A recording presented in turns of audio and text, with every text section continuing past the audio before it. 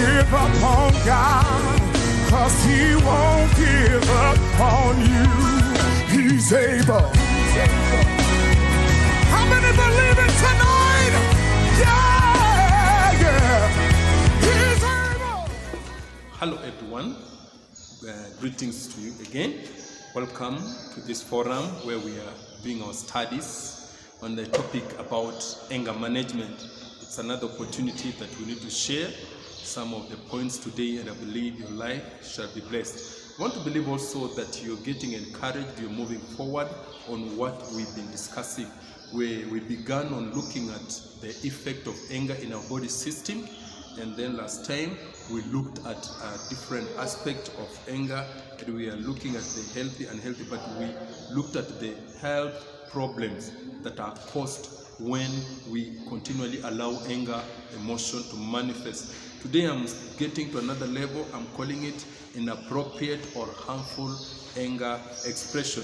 There are many ways you can express anger, but there are helpful and inappropriate. So today I want us to look at the harmful anger expression, and I believe we shall be blessed. Let me begin by saying that many people express the anger in very inappropriate ways, which may fall into one of the two categories. So there is the anger expression can happen in an appropriate or harmful way, but there are two categories. So you'll fall in it one or the other. You need to identify your place of expression and look at how you're going to correct it, because harmful anger management, harmful anger expression leads to destructive results. So the first category is what I'm calling anger explosion, and the second category I'm calling it anger suppression. Either of the two are not useful, are harmful. So I'll start with category 1 and tell us the meaning, and then by the grace of God we'll move to category 2. Category 1 is called anger explosion, and some people have very little control over their anger and tend to explode in rages. They are more active, they are more aggressive, they are more proactive. When they are angry, they don't settle, they don't withdraw. They have to do something, they have to show some sign. And a person who cannot control their temper, always, we need to know, they will end up isolating themselves from family and friends. So anger explosion will lead you to people isolating you, people walking out of you, people at the place of work, they disconnect themselves from you, even your family, even your loved ones. Perhaps you are a parent. When you have the tendency of exploding in air, people will disconnect from you. You are somebody, you are a boss somewhere. People will disconnect from you. At place of work, people will disconnect from you. So anger explosion is not good. Now, what are the pointers to such people? What are their behavioral orientation? Perhaps you have not exploded, but if you have this tendency, or you have a friend, a brother that have this tendency, it is good to sit them down and take considerable steps and encourage them that you are likely to explode in anger. Some of the behavioral tendencies of these people who will explode is, the first one is, when frustrated, they are always direct and forceful in their expression. When they are frustrated with anything, maybe things didn't work out, whatever they want to express, they become very direct, irrespective of the feeling of the second person. They are also forceful in the way of doing. The second thing, when the people who have the behavioral tendency to be aggressive, their voice becomes louder when angry. When you want to know this person is angry, you'll find that the volume of their voice rising up. I said, do this, and then they raise another one. Those ones, if it does not work with the voice, they will go to action. The third pointer is that when confronted, there's a quick rebuttal, when you tell them that what they did was wrong, they have a tendency of speaking something that will nullify what you have said. Maybe you are discussing, and or you are somewhere and you are explaining to them that what they did, this was wrong. What they do, they raise up a statement that counters or nullifies your statement. They want to show you what you are doing is nothing. They want to they trivialize the other people's statements. So they don't want, it's like they want to show themselves they are superior. What they want to justify what they are doing. Another thing, they are known for expressing opinion. I'm calling them opinionated. When these people who have the tendency of exploding, have tendency of being aggressive, when they are expressing themselves, they tend to emphasize their points as the only valid point. In fact, when any other person wants to raise a point, they will tell them that yours is not important. They may not say it in words, but in their voice, with their non-verbal expression, they will try to show you what you are saying is not valid. It is not of importance. What I'm saying is what is superior. They are the kind of, I'm saying they are opinionated. Another thing, these people have a tendency or a history of family bickering. When they're in family, they will shout, they bicker, they will talk, they will argue. In their families, when you go home, you always hear them raising voice, even over a small thing. It will not just settle. They can't just allow the matter to go. They can't accept responsibility of being mistakes. So whatever they do and people consider it is wrong, they will always end up being bickering. And also they have the tendency of repetition during arguments. When they are talking or they are putting their point, they keep on repeating. I said this way. Did you hear me what I said? Did you hear me? They keep on repeating in the concept of emphasizing. But the more they repeat, they're repeating the same point.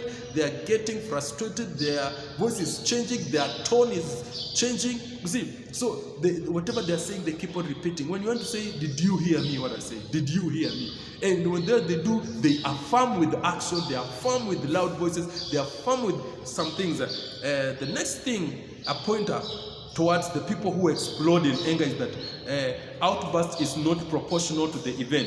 They may be frustrated. You may see that the event, according to the general people, they will view this event did not require this outburst. So something small, they blow out of proportion. Something small, they magnify out of place. You may see that maybe they were looking for something, maybe they placed something and they did not find it.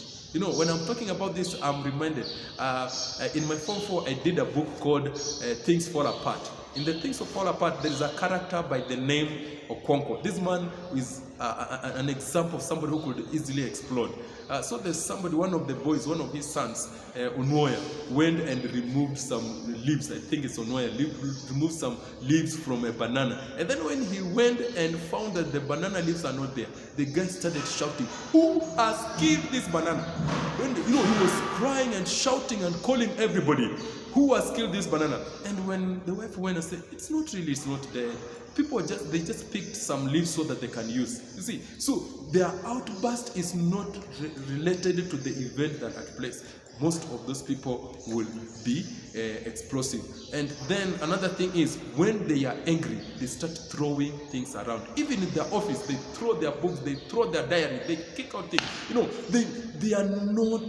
They tend to become action. They have to do something. Even I've seen if there are ladies or women in the home, they will break even things. Let me tell you this: it's not good. I know maybe you've been told when you are angry, break things. That is a sign that you are prone to outbursts. If those things are not there, you'll break people. Hallelujah. Another thing is they give advice without others asking them. When they are angry, when they have been aroused, when they are emotionally high, they will start advising everybody. You know, nobody asks, nobody even, and they are forcing you to listen to that advice. I don't know if you've encountered such people. They are advising, they are emphasizing, they are forcing you to listen to the advice you don't want, and they want to assume they have really helped you. Most of those people. Another one can be physical and intimidating when they are expressing and they are near you, and perhaps the second party seems to be inferior to them. They are so intimidating, they are so forceful. Even their posture is like they want to look at you in the eye. They proud out their faces, their hands are lifting up. It's like whatever they are doing, they are emphasizing with the actions, with the voice, with the movements, with a lot of things. They become so intimidating until you get scared, you get fearful. You feel like if I don't do something, things will not go wrong. Lastly, I had 11 points over there. When they are communicating and they are angry, you'll find them hitting. Most of the time, maybe hitting the table, hitting down, stamping on the ground. You know, like that. The body is full of energy. And one of the things I want you to know that most of the people who fly into rages of actions or explosions, most of the time they have low self-esteem. So it's not just their emotion or the emotions are high. Most often research has shown that they have a low self-esteem. So if you have such a relative like this and you find them behaving like this or a friend like this, they need to go through counseling and find out what happened in their lives when they are growing. Something happened that killed their esteem, or they grew up from a parenthood or parenting that took away their esteem, or their teachers suppressed them. So they need to be counseled so that their esteem can come back. The second category of expressing anger which is harmful is what I'm calling anger repression. The other one is explosion, this is repression. This category consider anger as being a bad emotion and thus choose to suppress it. This category of people, these are the kind of personalities whereby they are not expressive. So they look at, if people see me when I'm angry, it's not a good thing. What do? They suppress. However, I want you to know this: bottled up anger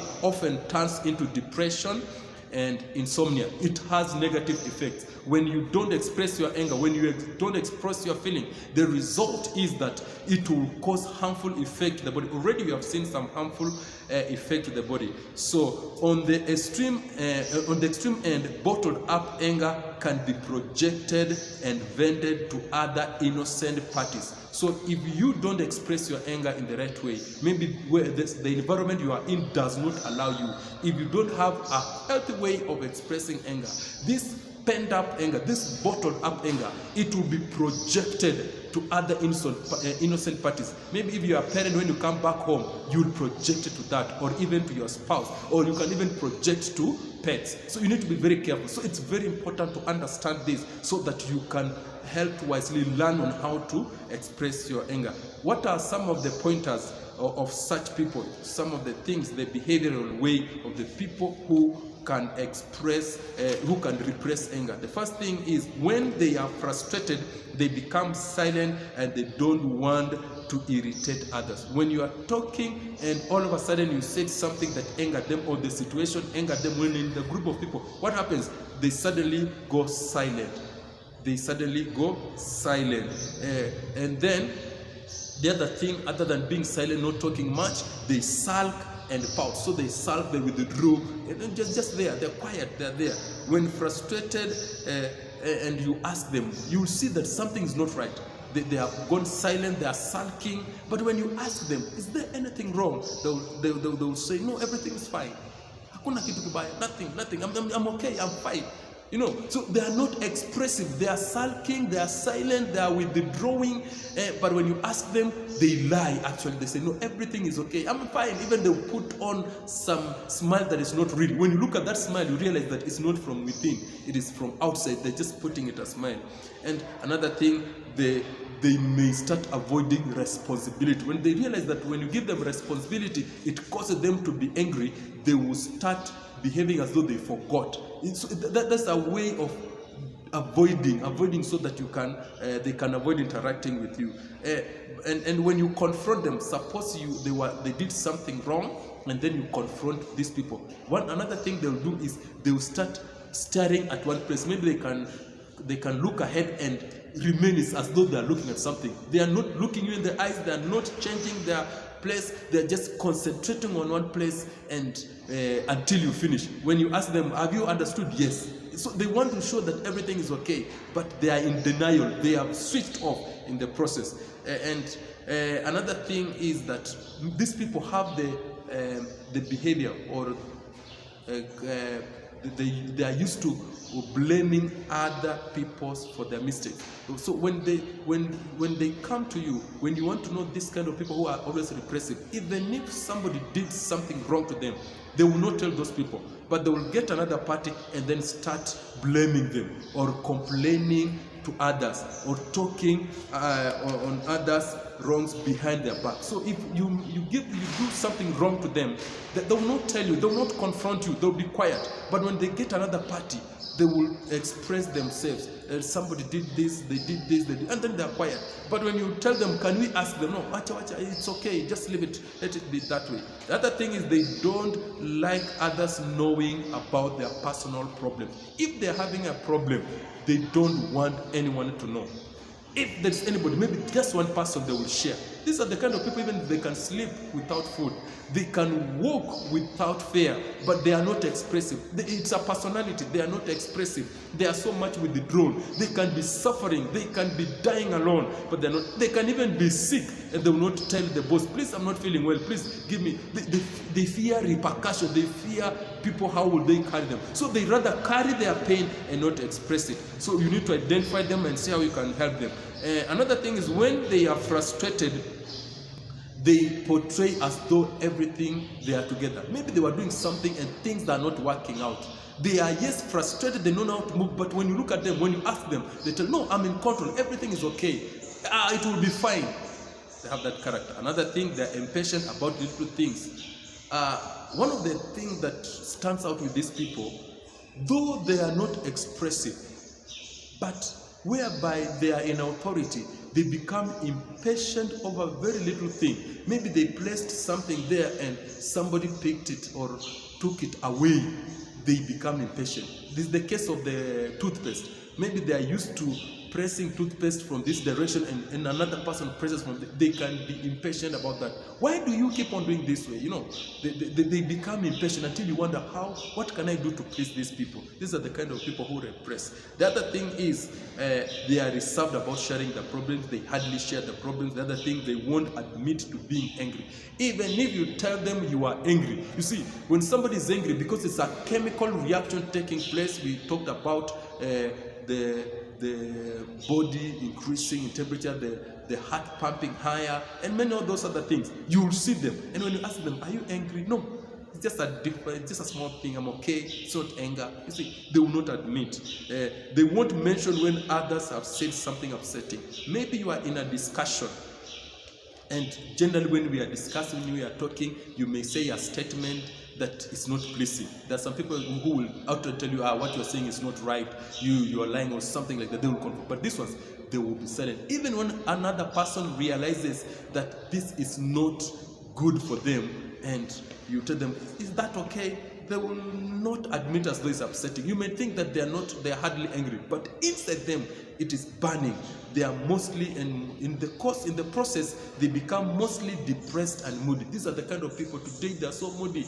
In the morning you meet them, they are so moody. You ask them, are you okay? But they are moody. They talk and they are just there. They are reserved. They are flat. They're neither here or there. They're just moody until you just leave them alone. And like they like even sometimes withdrawing and being alone. You'll find them hiding maybe behind watching movies, reading things, and when it's not really the time of reading, the time of studying, the time of watching, when everybody's in the family or somewhere they're interacting, they may hide themselves in doing certain things. And because of this, some of the common physical problems with these people, you'll find them complaining about headaches, about migraines, about stomachs, about sleeplessness, about anxiety. That's the common problems. You say, please, I need some headache. I'm having a problem with my headache. I'm having ulcers. These are the kind of people. They have suppressed until it has reached to a point of ulcer. They have suppressed until the body is reacting.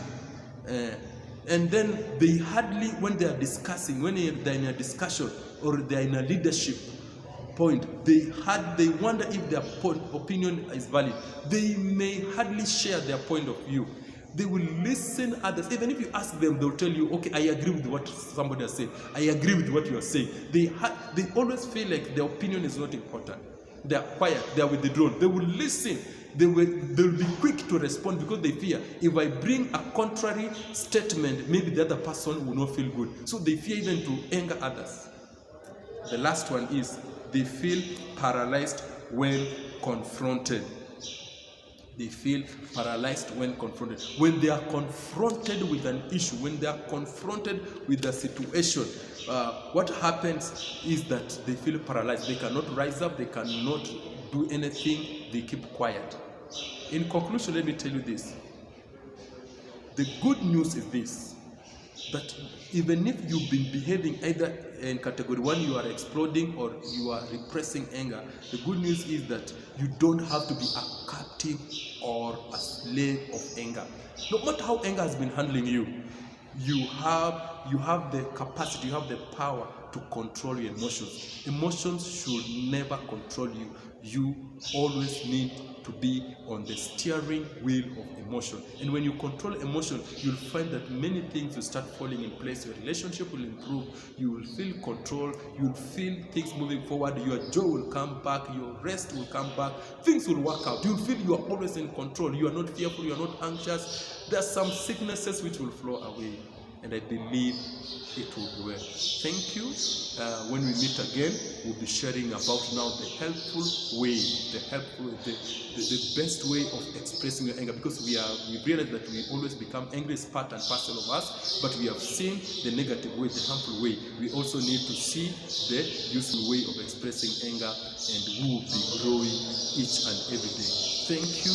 Bye-bye. Thank you, Jesus. Come on, y'all. I need y'all to help me sing. God.